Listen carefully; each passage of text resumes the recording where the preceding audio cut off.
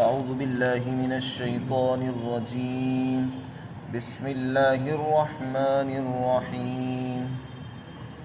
إن الله يدخل الذين آمنوا وعملوا الصالحات جنات تجري من تحتها الأنهار. إن الله يفعل ما يريد. من كان يظن أن لن ينصره الله في الدنيا والآخرة فليمدد بسبب إلى السماء ثم ليقطع فلينظر هل يذهبن كيده ما يغيظ. وكذلك أنزلناه آيات بينات وأن الله يهدي من يريد. بلا شبہ اللہ تعالی ان لوگوں کو جو ایمان لائے اور انہوں نے نیک اعمال بھی کیے ایسے باغات میں داخل فرمائے گا جن کے نیچے سے نہریں جاری ہوں گی، اور یقیناً اللہ تعالی جو چاہتا ہے وہ کرتا ہے۔ اور جس شخص کا یہ خیال ہے کہ اللہ تعالی ہرگز رسول کی مدد نہیں کریں گے اس دنیا میں اور آخرت میں، تو اس کو چاہیے کہ کوئی رسی آسمان تک تان لے اور پھر اس رابطے کو ختم کر دے، کاٹ دے، اور پھر دیکھے کہ کیا اس کی تدبیر نے اس کی غیظ اور غضب کو ختم کر دیا ہے۔ وَكَذَلِكَ، اور اسی طرح ہم نے اس قرآن کو اتارا ہے واضح آیتوں کے ساتھ، اور اللہ تعالیٰ جس کو چاہتے ہیں ہدایت عطا فرماتے ہیں۔ اس آیت سے پہلے اللہ تعالیٰ نے مشرک اور کافر لوگوں کی بدحالی اور بربادی کو ذکر فرمایا تھا، جو لوگ اللہ کو چھوڑ کر مخلوق کو اپنا خدا تصور کرتے ہیں، ایسے لوگ دنیا اور آخرت دونوں میں برباد ہیں۔ ان کی دنیا بھی برباد ہوئی اور آخرت بھی تباہ ہو گئی، اور وہ جس کو نفع نقصان کا مالک سمجھتے ہیں وہ ان کا دھوکہ ہے۔ حقیقت یہ ہے کہ ان کا نقصان ان کے نفع سے زیادہ بڑا ہوا ہے اور قریب ہے، اس لیے کہ وہ خود تو نفع نہیں پہنچا سکتے نہ نقصان پہنچا سکتے، البتہ دوزخ میں لے جانے کا ضرور ذریعہ بن جائیں گے۔ اب آگے اللہ تعالیٰ نے ایمان والوں کا حال بیان کیا کہ جو لوگ اللہ کو اپنا رب تسلیم کرتے ہیں اور کسی مخلوق کو اپنا خدا نہیں کہتے بلکہ اپنے اللہ کو ہی اپنا رب کہتے ہیں اور اسی سے مدد مانگتے ہیں، اسی سے سب کچھ مانگتے ہیں، اسی کو اپنا بڑا سمجھتے ہیں، اور ایمان بھی لاتے ہیں اور نیک اعمال میں بھی لگے رہتے ہیں، تو اللہ تعالیٰ فرماتے ہیں ایسے لوگوں کے لیے جنت کا وعدہ ہے۔ اللہ تعالیٰ ان کو جنت میں داخل فرمائے گا اور ایسے باغات میں داخل کرے گا جن کے نیچے سے نہریں بہہ رہی ہوں گی۔ یہ ایمان والوں کے لیے وعدہ ہے۔ پھر آگے ایک بات ارشاد فرمائی کہ اللہ تعالیٰ قادر مطلق ہے، وہ جو چاہتا ہے وہ کرتا ہے۔ اس میں اس بات کی طرف اشارہ ہے کہ جنت میں داخل کرنا اور ہدایت کا دینا یہ اللہ کے اختیار میں ہے۔ اللہ رب العزت جس کو چاہتے ہیں ہدایت سے نوازتے ہیں اور جس کے لیے چاہتے ہیں جنت کے راستے آسان فرما دیتے ہیں۔ جس کے لیے اللہ نے جنت کے راستے آسان فرما دی وہ جنت میں جاتا ہے، اور جس کے لیے گمراہی کا فیصلہ فرما دیتے ہیں تو اس کو دوزخ میں داخل فرما دیتے ہیں۔ اس میں کسی کو یہ حق حاصل نہیں ہے کہ اللہ نے مجھے ہدایت کیوں نہیں دی، اس کو کیوں دی۔ کسی کو چوں و چرا کا حق نہیں ہوتا۔ اللہ تعالیٰ قادر مطلق ہے، اسے پورا اختیار ہے، کسی کو کوئی حق نہیں ہے اعتراض کرنے کا۔ تو اس لیے اللہ سے مدد مانگتے رہنا چاہیے اور اس سے معافی اور مغفرت کا طلبگار رہنا چاہیے، اور اللہ کی رحمت کی امید رکھنی چاہیے اور اس سے ڈرتے رہنا چاہیے۔ جب آدمی اللہ سے اپنے گناہوں کی بخشش مانگتا ہے تو اللہ کی طرف سے اس پر رحمتیں متوجہ ہوتی ہیں، اور جب رحمتیں متوجہ ہوں گی تو انشاءاللہ پھر اللہ تعالیٰ جنت کے راستے بھی اس کے لیے آسان فرما دیں گے۔ تو اس لیے فرمایا کہ جنت میں داخل کرنا یہ اللہ کا کام ہے، جس کے لیے وہ راستہ آسان فرما دیں گے وہ داخل ہو جائے گا، دوسرے کو یہ حق حاصل نہیں کہ وہ اعتراض کرے کہ اس کو جنت میں کیوں پہنچایا اور ہمیں کیوں نہیں پہنچایا۔ اس کے بعد ایک دوسری آیت ہے، اس میں ان لوگوں کا بیان ہے جو اسلام کے مخالف اور دشمن ہیں اور نبی پاک صلی اللہ علیہ وسلم سے دشمنی رکھتے تھے، اور یہ وہ لوگ ہیں جو اسلام کو پنپنا اور بڑھنا دیکھنا نہیں چاہتے، ان کو اسلام کھٹکتا ہے، دین اسلام کو وہ پسند نہیں کرتے، بلکہ اس سے ان کو دشمنی ہے، نفرت ہے، مسلمانوں سے ان کو چڑ ہے، اور خود رسول اللہ صلی اللہ علیہ وسلم سے ان کو دلی دشمنی ہے، عداوت ہے۔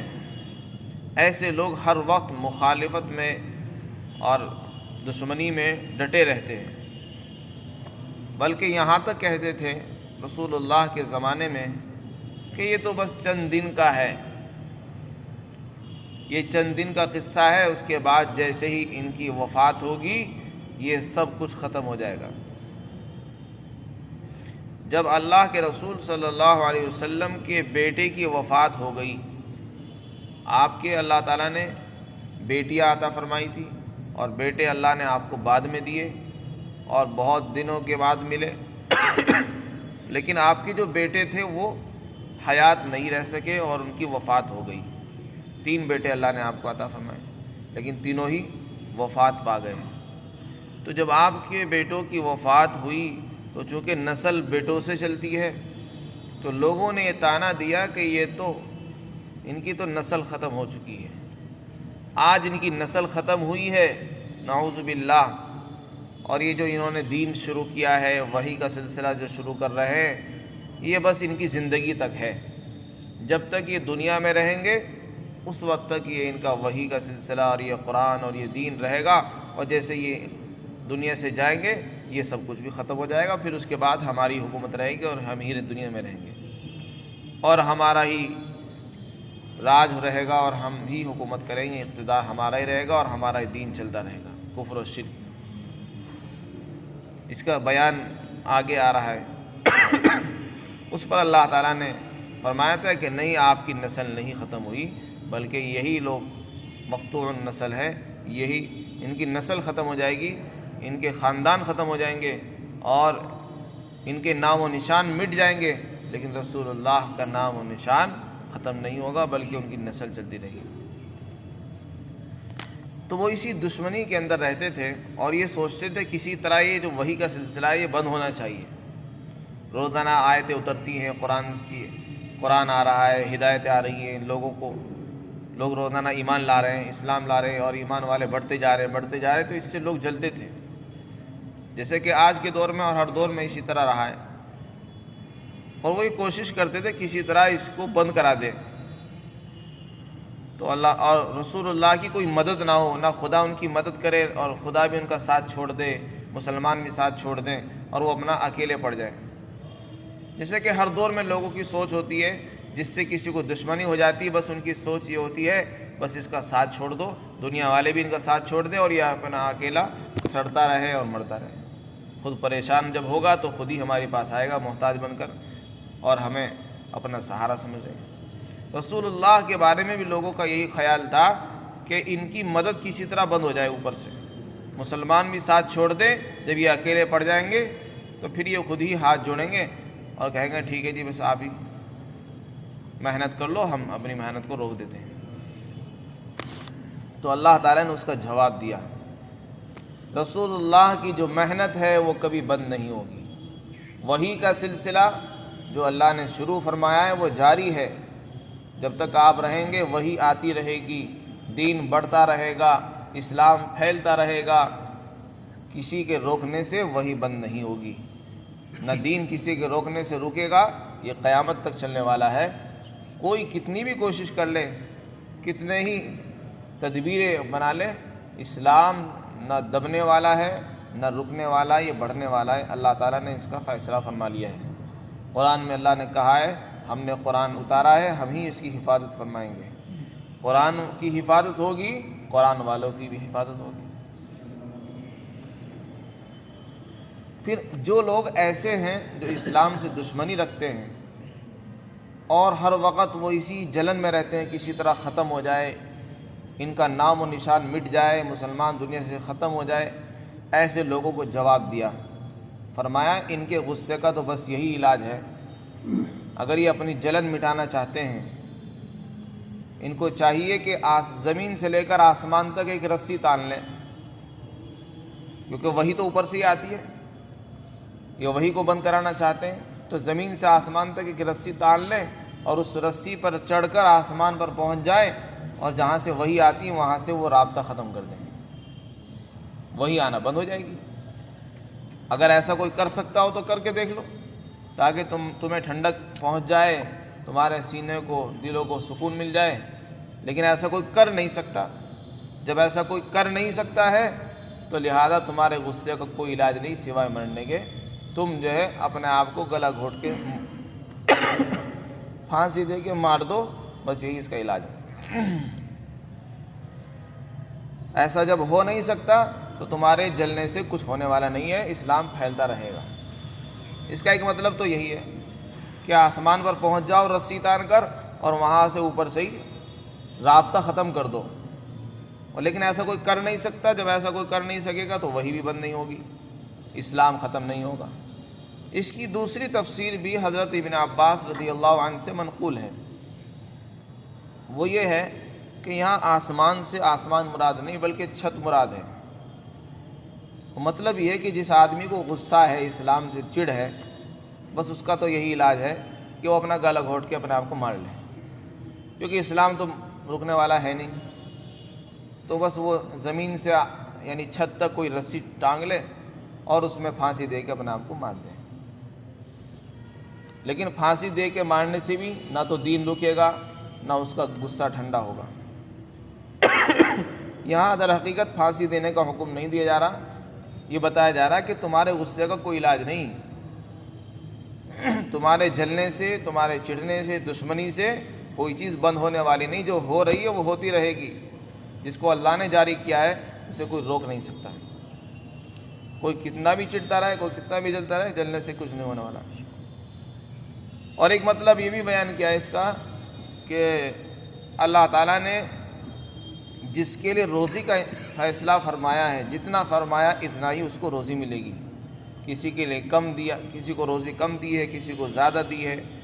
کسی کو اللہ تعالیٰ سکون کی روزی دیتا ہے، کسی کو اللہ تعالیٰ محنت کے بعد دیتا ہے۔ تو اس میں اگر کوئی آدمی یہ سوچے کہ دنیا میں تو میری تو مدد ہو ہی نہیں رہی، نہ میرا خدا میری سنتا ہے اور نہ مجھے روزی ملتی ہے، نہ دنیا میں میری مدد ہو رہی ہے، میں تو پریشان ہوں، تو یہ در حقیقت اللہ کے فیصلے سے ناراضگی ہے۔ اس کو اللہ کے فیصلے پر راضی رہنا چاہیے۔ ایمان والے کا کام یہ ہے کہ اللہ کے فیصلے پر راضی رہے، اس کے فیصلے پر اعتراض نہ کرے۔ اللہ نے اگر تھوڑی روزی دی ہے اسی پر صبر کرے، زیادہ دی ہے تو شکر کرے۔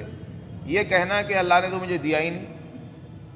اور اللہ نے میرا دھیان نہیں رکھا، یہ در حقیقت اللہ کے فیصلے پر اعتراض ہے، اس پر اس کی شان میں گستاخی ہے اور اس کا کسی کو حق نہیں ہے۔ تو اگر اس کا مطلب یہ ہے تو پھر اس صورت میں اس کا معنی یہ ہوں گے کہ ایسا آدمی کا تو بس یہی علاج ہے کہ وہ جو ہے پھانسی دے کر اپنے آپ کو مار دے۔ جیسے قرآن میں دوسری جگہ ہے کہ موتوا بغیظکم، تم اپنے غصے میں مر جاؤ، بس یہی تمہارا علاج ہے۔ تم مر جاؤ گے، تمہارے مرنے سے بھی نہیں رکے گا وہ۔ اور تم یہ سوچو کہ ہم دین چھوڑ کر مرتد ہو جائیں گے، کافر بن جائیں گے تو پھر ہمیں بہت ساری روزی مل جائے گی، ایسا کچھ نہیں ہے۔ روزی کا تعلق نہ دین سے ہے نہ کفر سے ہے۔ روزی تو اللہ کی تقدیر کے ساتھ ہے، جب اللہ نے لکھ دی ہے تو وہ اتنی ہی ملے گی، اللہ کے فیصلے نہیں بدلتے ہیں۔ تم اسلام قبول کرو یا نہ کرو، مرتد ہو یا نہ ہو، اللہ کا جو فیصلہ ہے وہ وہی رہے گا، تمہارے غصہ ہونے سے بدلنے والا نہیں ہے۔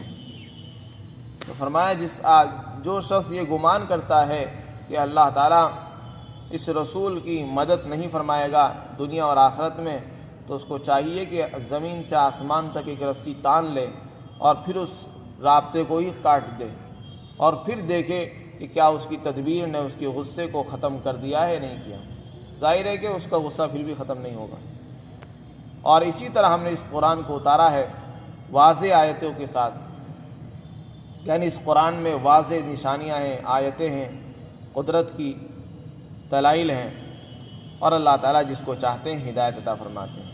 جس کو اللہ ہدایت فرماتے ہیں اسی کو ہدایت ملتی ہے، جس کو اللہ نہیں دیتا ہدایت اس کو ہدایت نہیں مل سکتی۔ وہی لوگ اس طرح کی باتیں اور اعتراضات کرتے ہیں۔ تو اللہ مسلمان کا کام یہ ہے کہ اللہ کے فیصلے پر راضی رہے، روزی تھوڑی ہو اس پر صبر کرے، اور زیادہ ہو اللہ تعالیٰ کا شکر ادا کرے۔ اللہ تعالیٰ ہم سب کو یقین عطا فرمائے۔